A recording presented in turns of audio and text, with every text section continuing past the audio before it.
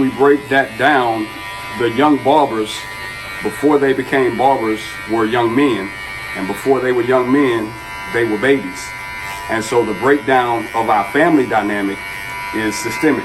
And we all know it's deeply rooted in our heritage. Even now, as we get close to Juneteenth, there was a breakdown in the family, particularly in the African American diaspora. And so as the family breaks down, the leadership breaks down. And so the barbers that we have now in 2021 are a direct derivative of that failure in the family.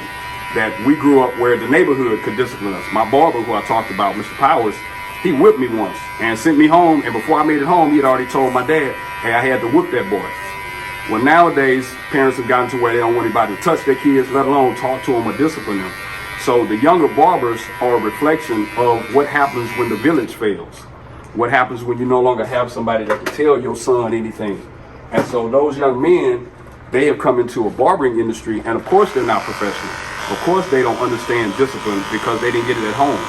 So when the first institution, the family, breaks down, everything else, they're not just that way at the barbershop, they're that way in the bank, in HEB, in church, in the grocery store. So I think that's a microcosm of what's happening systemically to our culture. Go get it.